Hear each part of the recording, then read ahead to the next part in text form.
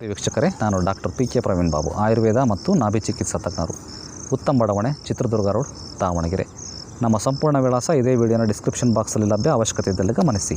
ವೀಕ್ಷಕರೇ, ಕೆಲವೊಂದು ಪ್ರಾಂತ್ಯದಲ್ಲಿ ಫ್ಲೋರೈಡ್ ಯುಕ್ತ ನೀರು ಜಾಸ್ತಿ. ಆ ಪ್ರಾಂತ್ಯದಲ್ಲಿ ಫ್ಲೋರೈಡ್ ಯುಕ್ತ ನೀರು ಇದೆ ಅಂತ ಹೆಂಗೆ ಕಂಡುಹಿಡಿತೀರಿ? ಆ ಪ್ರಾಂತ್ಯದಲ್ಲಿ ವಾಸಿಸುವಂತಹ ಜನ, ಆ ಪ್ರಾಂತ್ಯದಲ್ಲಿ ದೊರಕುವಂತಹ ನೀರನ್ನು ಕುಡಿಯುವಂತಹ ಜನರಿಗೆ ಅತಿ ಹೆಚ್ಚಾಗಿ ಮಂಡಿ ನೋವು, ಮೊಣಕಾಲು ನೋವು, ಎಲ್ಲ ರೀತಿಯ ಕೀಲುಗಳ ನೋವುಗಳು, ಫ್ಲೋರೈಡ್, ಹಲ್ಲುಗಳ ಮೇಲೆ ಕಲೆ, ಹಲ್ಲುಗಳು ಉಳುಕುವಂತಹದ್ದು, ಮೂಳೆಗೆ ಸಂಬಂಧಪಟ್ಟಿರುವಂತಹ ಕಾಯಿಲೆಗಳಿಂದ ಆ ಊರಿನವರು ಅಥವಾ ಆ ಪ್ರಾಂತ್ಯದವರು ಬಳಲ್ತಾ ಇದ್ದಾರೆ ಅಂತಂದರೆ ನೀರಿನಲ್ಲಿ ಫ್ಲೋರೈಡ್ ಜಾಸ್ತಿ ಇದೆ ಅಂತ ನಾವು ಅನುಮಾನಿಸಬೇಕಾಗುತ್ತದೆ. ಈ ಫ್ಲೋರೈಡ್ ಯುಕ್ತ ನೀರನ್ನು ಬಿಟ್ಟರೆ ನಮಗೆ ವಿಧಿ ಇಲ್ಲ ಸಾರ್, ನಾವು ಅದನ್ನೇ ಕುಡಿಬೇಕು ಅಂತ ತಾವು ಹೇಳ್ತೀರಿ. ಹಾಗಾದರೆ ಫ್ಲೋರೈಡ್ ಅನ್ನು ಕಡಿಮೆ ಮಾಡಿಕೊಂಡು ಹೆಂಗೆ ಕುಡಿಯೋದು? ವೀಕ್ಷಕರೇ, ಈ ಫ್ಲೋರೈಡ್ ಇದೆಯಲ್ಲ, ಫ್ಲೋರೈಡ್ ಯುಕ್ತ ನೀರನ್ನು ಕುಡಿದಾಗ ಮೂಳೆಯ ಸಂಬಂಧಪಟ್ಟಿರುವಂಥ ಕಾಯಿಲೆಗಳು ಯಾಕೆ ಬರ್ತವೆ ಗೊತ್ತಾ?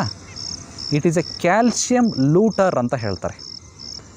ದೇಹದಲ್ಲಿರುವಂತಹ ಕ್ಯಾಲ್ಶಿಯಮನ್ನು, ಮೂಳೆಯಲ್ಲಿರುವಂತಹ ಕ್ಯಾಲ್ಶಿಯಮನ್ನು, ಹಲ್ಲಿನಲ್ಲಿರುವಂತಹ ಕ್ಯಾಲ್ಶಿಯಮನ್ನು ಇದು ಲೂಟಿ ಮಾಡ್ತದೆ. ಫ್ಲೋರೈಡ್ ಅದನ್ನು ಕಡಿಮೆ ಮಾಡ್ತದೆ, ಕ್ಯಾಲ್ಶಿಯಮಿನ ಪ್ರಮಾಣವನ್ನು ಮೂಳೆಯಲ್ಲಿ, ಹಲ್ಲಲ್ಲಿರುವಂಥದ್ದನ್ನು ಅದನ್ನು ಸುಟ್ಟಾಕ್ಬಿಡುತ್ತೆ ಕ್ಯಾಲ್ಶಿಯಮನ್ನು. ಸರ್, ನಾವು ಕ್ಯಾಲ್ಶಿಯಂ ಮಾತ್ರೆಗಳನ್ನ ತಿಂತೀವಿ ಬೇಕಾದಷ್ಟು. ನೀವು ಎಷ್ಟು ಕ್ಯಾಲ್ಶಿಯಂ ಮಾತ್ರೆಗಳನ್ನು ತಿಂದ್ರೂ ಕೂಡ ಒಂದು ವೇಳೆ ನೀವು ಫ್ಲೋರೈಡ್ ಯುಕ್ತ ನೀರನ್ನು ಕುಡಿತಿದ್ದೇ ಆಗಿದ್ದಲ್ಲಿ ನೀವು ಏನು ಕ್ಯಾಲ್ಶಿಯಮ್ ತಗೊಂಡ್ರೂ ಕೂಡ ನಿಮ್ಮ ಮೈಗೆ ದಕ್ಕಲ್ಲ. ಇದು ಲೂಟಿ ಮಾಡ್ತದೆ. It is called calcium looter. Fluoride is A calcium looter, ಲೂಟಿ ಮಾಡುವಂತಹ ಗುಣ. ಸೊ ಕ್ಯಾಲ್ಶಿಯಂ ನಿಮ್ಮ ದೇಹದಲ್ಲಿ ಉಳಿಬೇಕು, ಮೂಳೆಗಳಿಗೆ ಸ್ಟ್ರೆಂತ್ ಇರಬೇಕು, ಜಾಯಿಂಟ್ ಪೇನ್ ಬರಬಾರ್ದು, ಹಲ್ಲಿನ ಕಲೆ ಆಗಬಾರ್ದು, ಹಲ್ಲುಗಳು ಹೇರಳವಾಗಿ ಸಮೃದ್ಧವಾಗಿ ದಷ್ಟಪುಷ್ಟವಾಗಿ 100 ಕಾಲ ಉಳಿಬೇಕು ಅಂತಂದರೆ ಫ್ಲೋರೈಡನ್ನು ಸಪ್ರೇಟ್ಗೊಳಿಸಿ, ಫ್ಲೋರೈಡನ್ನು ಹೊರತುಪಡಿಸಿ ಇರುವಂತಹ ಒಳ್ಳೆಯ ಸಾಫ್ಟ್ ವಾಟರ್ನ ಉಪಯೋಗ ಮಾಡಬೇಕು. ಹೆಂಗೆ ವೀಕ್ಷಕರೇ? ಅನಿವಾರ್ಯ, ಫ್ಲೋರೈಡ್ ನೀರಿದೆ, ಅದನ್ನು ಫಿಲ್ಟರ್ ಮಾಡಬೇಕಾಗ್ತದೆ. ರಿವರ್ಸ್ ಆಸ್ಮೋಸಿಸ್ ಮೆಥಡ್ ಅಂತ ಹೇಳ್ತಾರೆ. ಇವಾಗ ನಿಮ್ಮ ಮಿಷಿನ್ಗಳಿದೆ. ರಿವರ್ಸ್ ಆಸ್ಮೋಸಿಸ್ ಮೆಥಡಲ್ಲಿ ಆ ಫ್ಲೋರೈಡಿನ ನೀರು ಹೊರಗಡೆ ಹೋಗ್ತದೆ. ಒಂದು ಕೊಡಪಾನ ನೀರಿದ್ದರೆ ಅರ್ಧ ಕೊಡಪಾನ ನೀರು ಫ್ಲೋರೈಡ್ ಯುಕ್ತ ಇರ್ತದೆ, ಅದು ಹೊರಗಡೆ ಹೋಗ್ತದೆ. ಇನ್ನು ಉಳಿದಿದ್ದು ಸ್ವೀಟ್ ವಾಟರ್ ಇರ್ತದೆ, ಅದನ್ನು ಬಳಕೆ ಮಾಡಬೇಕು. ಒಂದು ವೇಳೆ ಇಲ್ಲ ಸರ್, ನಮಗೆ ಅದೆಲ್ಲ ಸೌಲಭ್ಯ ಇಲ್ವಲ್ಲ, ನಮ್ಮ ಭಾರತ ದೇಶದಲ್ಲಿ ಕುಗ್ರಾಮ ನಮ್ಮದು ಅಂದರೆ ಕುದಿಸ್ಬೇಕು ನೀರನ್ನು. ಎಲ್ಲಿವರೆಗೂ ಕುದಿಬೇಕು?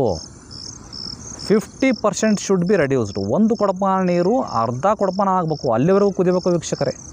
ಕುದ್ದಾಗ ಏನಾಗುತ್ತೆ, ಅದರಲ್ಲಿರುವಂತಹ ಫ್ಲೋರೈಡ್ ಕಂಟೆಂಟ್ ಕುದ್ದು ಮೇಲ್ಗಡೆ ಲೇಯರ್ ಬರ್ತದೆ, ನೋಡಿದ್ರೆ ಕೆನೆ ಥರ ಬರ್ತದೆ, ಪೊರೆ ಥರ ಬರ್ತದೆ. ಅದನ್ನು ತೆಗಿಬೇಕು. ಅದು ಕಟ್ಕೊಂಡು ಪಾತ್ರೆ ಮೇಲೆ ಇಷ್ಟಪ್ಪ ಲೇಯರ್ ಎಲ್ಲ ಫಾರ್ಮೇಷನ್ ಆಗಿಬಿಟ್ಟಿರುತ್ತೆ, ಅದನ್ನು ತೆಗಿಬೇಕು. ಅದನ್ನು ತೆಗೆದು ಕೆಳಗಿರುವಂತಹ ನೀರು ಅದನ್ನು ಬಳಕೆ ಮಾಡ್ಬೋದು. ಅದು ಫ್ಲೋರೈಡ್ ಮುಕ್ತ ನೀರು. ಕಂಪ್ಲೀಟಾಗಿ ಮುಕ್ತ ಆಗದೇ ಇದ್ರೂ ಸ್ವಲ್ಪ ಮಟ್ಟಿಗೆ ಮುಕ್ತ ನೀರು. ಈ ಥರದ ನೀರನ್ನು ಬಳಕೆ ಮಾಡಿ. ಇವತ್ತಿನ ಮಾಡರ್ನ್ ಜಗತ್ತಿನಲ್ಲಿ ಆಲ್ರೆಡಿ ಎಲ್ಲ ಕಡೆ ಲಭ್ಯ ಈ ರಿವರ್ಸ್ ಆಸ್ಮೋಸಿಸ್ ಮೆಥಡ್. ಮನೆಯಲ್ಲಿ ಫಿಲ್ಟ್ರು ಅಥವಾ ಆ ಥರದ್ದೇನಾರು ಹಾಕಿಸ್ಕೊಳ್ಳಿ, ಉಪಯೋಗ ಮಾಡಿ. ಇಲ್ಲ ಸರ್, ಅನಿವಾರ್ಯ, ಮಳೆ ನೀರನ್ನು ಬಳಕೆ ಮಾಡಿ. ಮಳೆ ನೀರು ಕೊಯ್ಲು, ಮಳೆ ನೀರನ್ನು ಸಂಗ್ರಹಣೆ ಮಾಡ್ಕೊಳ್ಳಲಿಕ್ಕೆ ಅವಕಾಶ ಇದೆ ಪ್ರಕೃತಿ ದತ್ತವಾಗಿ. ಆ ಮಳೆ ನೀರು ಅಮೃತ ಸಮಾನ. ವರ್ಷದ 360 ದಿನವೂ ಕೂಡ ಕೆಡದಂಗೆ ಹಿಡ್ಕೊಂಡು ನೀವು ಬಳಕೆ ಮಾಡಲಿಕ್ಕೆ ಅವಕಾಶ ಇದೆ. ಸರ್, ಮಳೆ ನೀರಿನಲ್ಲಿ ಹುಳ ಆಗ್ಬಿಡ್ತದೆ ಸರ್ ಅಂತ ಹೇಳ್ತಾರೆ ಕೆಲವರು, ಕೇಳಿದ್ದೀರಾ? ಬೇಗ ಹುಳ ಆಗ್ತವೆ ಅಂತಂದು. ವೀಕ್ಷಕರೇ, ಹುಳ ಯಾವಾಗ ಆಗ್ತವೆ ಗೊತ್ತಾ? ಮಳೆ ನೀರು ವಾತಾವರಣಕ್ಕೆ, ಬಿಸಿಲಿಗೆ ಎಕ್ಸ್ಪೋಸ್ ಆದಾಗ, ಬೆಳಕಿಗೆ ಎಕ್ಸ್ಪೋಸ್ ಆದಾಗ ಅದರಲ್ಲಿ ಹುಳ ಆಗ್ತವೆ. ಮಳೆ ನೀರನ್ನು ಕತ್ಲಲ್ಲಿಡಬೇಕು, ಡೆಪ್ತಲ್ಲಿಡಬೇಕು. ಹೊರಗಿನ ವಾತಾವರಣ ಅದಕ್ಕೆ ಟಚ್ ಆಗಬಾರ್ದು. ಗಾಳಿಯಲ್ಲಿರುವಂತಹ ಕಲ್ಮಶಗಳು, ಬ್ಯಾಕ್ಟೀರಿಯಾಗಳು, ವೈರಸ್ಗಳು ಆ ನೀರಿನಲ್ಲಿ ಮಿಶ್ರಣ ಆಗಿ ಅಲ್ಲಿ ಕ್ರಿಮಿಗಳು ಉತ್ಪತ್ತಿ ಆಗ್ತವೆ ಹೊರತು ಮಳೆ ನೀರಿಗೆ, ಬೆಳಕಿಗೆ ಎಕ್ಸ್ಪೋಸ್ ಆಗದಂಗೆ ಇಟ್ಟರೆ ವರ್ಷ ಪೂರ್ತಿ ಕೆಡದಂಗೆ ಇಡಲಿಕ್ಕೆ ಅವಕಾಶ ಇದೆ. ಈ ಟೆಕ್ನಿಕ್ಗಳನ್ನು ಉಪಯೋಗಿಸಿ ಮಳೆ ನೀರನ್ನು ಕುಡಿಯೋಕ್ಕೆ ಬಳಕೆ ಮಾಡಿ. ಮಳೆ ನೀರನ್ನು ಬಿಟ್ಟರೆ ಅಮೃತ ಸಮಾನವಾದಂತಹ ನೀರು ಯಾವುದೂ ಇಲ್ಲ. ಸೊ ಫ್ಲೋರೈಡ್ ಮುಕ್ತ ನೀರನ್ನು ಬಳಕೆ ಮಾಡಿ. ನಿಮ್ಮ ಮೂಳೆಗಳ ಸ್ಟ್ರೆಂತನ್ನು ಕಾಪಾಡ್ಕೊಳ್ಳಿ, ಹಲ್ಲುಗಳ ಸ್ಟ್ರೆಂತನ್ನು ಕಾಪಾಡ್ಕೊಳ್ಳಿ. ಮುಂದಿನ ಸಂಚಿಕೆಯಲ್ಲಿ ಮತ್ತೆ ಭೇಟಿಯಾಗೋಣ. ಧನ್ಯವಾದಗಳು ವೀಕ್ಷಕರೇ.